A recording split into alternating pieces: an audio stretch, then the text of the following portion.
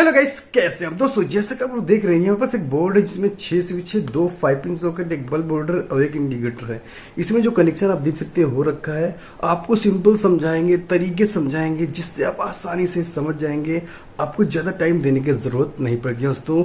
आप आसानी समझ जाएंगे कि हमें स्विच में, सॉकेट में, बल्ब में, इंडिकेटर में कैसे कनेक्शन किया जाता है, आप समझ जाएंगे। ठीक है, तो वीडियो को स्टार्ट करते हैं। अगर आप नए हैं तो वीडियो को लाइक कर दीजिए, चैनल सब्सक्राइब से ऊपर देखने के लिए कोई कमेंट हो तो कमेंट जरूर करिएगा। सिंपल सा कनेक्शन हो रखा है, आपको दिखाते हैं कैसे कनेक्शन हो रखा है और आपको समझाएं।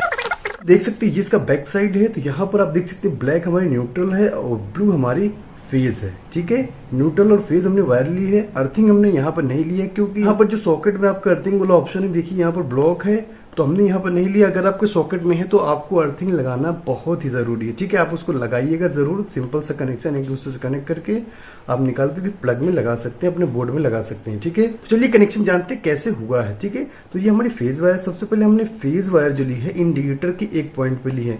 ये हमारा इंडिकेटर है। इंडिकेटर को जानने के लिए फेज और न्यूट्रल चाहिए, तो हमने फेज वाला पॉइंट एक यहाँ पे लिया है। उसके बाद हमने यहाँ पर फेज स्विच के सारे निचले वाले पॉइंट पे हमने एक साथ कनेक्ट कर दिया। आप देख सकते हैं यहाँ पर 6 स्विच है और सभी स्विच में हमने फेज वाला जो वायर एक साथ कनेक्ट कर दिया। ठीक है, फेज यहाँ से यहाँ पे आया।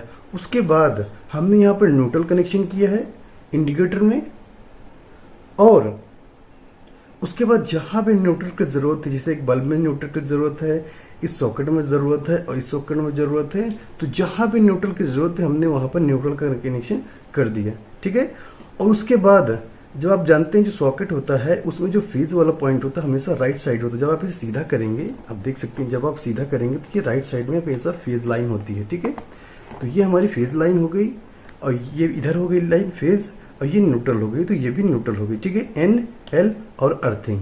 ठीक है, तो हमने न्यूट्रल कनेक्शन सब में कर दिया। उसके बाद हमने इस स्विच से इस सॉकेट में और इस स्विच से इस सॉकेट में और इस स्विच से हमने बल्ब में कनेक्शन कर दिया, क्योंकि बल्ब को जलने के लिए न्यूट्रल हमने यहाँ पर लगा दिया, और जो फेज चाहिए वो फेज इस स्विच के थ्रू हमें यहाँ पर मिलेगा। ठीक है, तो हमने इस स्विच को बल्ब के लिए डाल दिया, ये स्विच को सॉकेट के लिए और ये स्विच को इस सॉकेट के लिए। अब यहाँ पर हमारे पास जो 3 स्विच है वो बचे हुए हैं, हम किसी और को भी यूज कर सकते हैं। ये हमारे पास बल्ब होल्डर आप देख सकते हैं, इसे हम यूज कर सकते हैं। मान लीजिए आपको बोर्ड में आपको बाहर बल्ब लगाना है, तो इसका कनेक्शन कैसे होगा। तो जो न्यूट्रल वायर आप देख सकते हैं, ये एन न्यूट्रल है और ये फेज है। तो फेज हम जिस स्विच में रखना चाहते हैं, बल्ब का जो फेज पॉइंट है जिस स्विच में हम रखना चाहते हैं हम उसमें लगा देंगे। हमने यहाँ पर रखना है, तो हमारी सप्लाई जो है, जो हमारी सप्लाई फेज है यहाँ पे आई है, तो फेज हम जैसे यहाँ पर कनेक्ट कर दें हमारे स्विच से ये फेज कनेक्ट हो जाएगा। ठीक है, अब जो बल्ब का फेज पॉइंट है ये कनेक्ट हो गया, ये हमने लगा दिया। अब जो न्यूट्रल पॉइंट है आप देख सकते हैं, न्यूट्रल यहाँ पे आया, यहाँ पे आया, यहाँ पे आया, यहाँ पे आया, तो कहीं भी एक पॉइंट पे हम न्यूट्रल लगा देते हैं, जिससे हमारे इस बल्ब होल्डर को न्यूट्रल भी मिल जाएगा। ठीक है, तो यहाँ पर हम लगा देते हैं न्यूट्रल पॉइंट।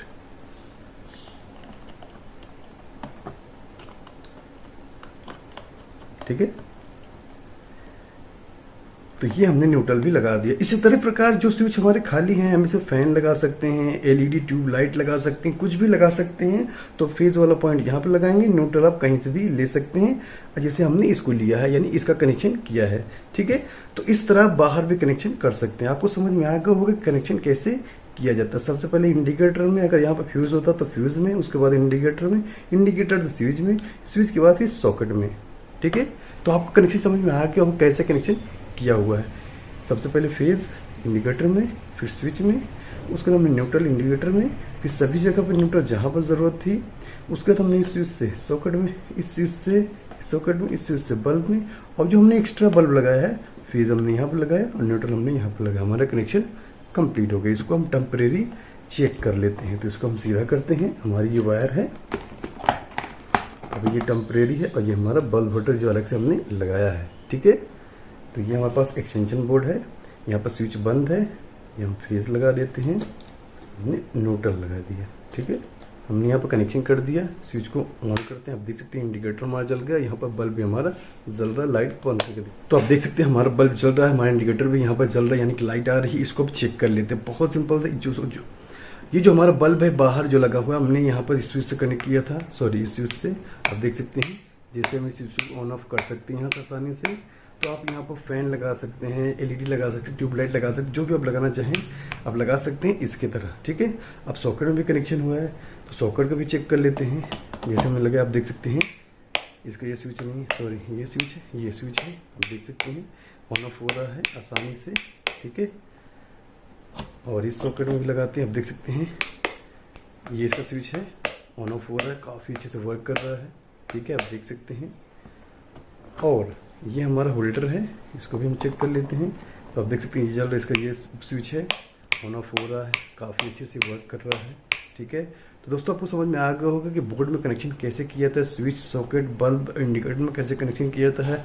अगर आप कोई कमेंट तो कमेंट ज़रूर करिएगा, और ये वीडियो पसंद आया तो वीडियो को लाइक कर दीजिए। लाइट को ऑन करते हैं, देखना चाहते हैं इन्वर्टर कनेक्शन जानना चाहते हैं, बोर्ड में इन्वर्टर कनेक्शन कैसे होता है, एक स्विच एक सॉकेट कनेक्शन कैसे होता है, तो कमेंट जरूर करिएगा, सारे वीडियो आपको मिल जाएंगे। दोस्तों बस आज के लिए इतने ही, तब तक के लिए नमस्कार। कमेंट जरूर करिएगा, धन्यवाद।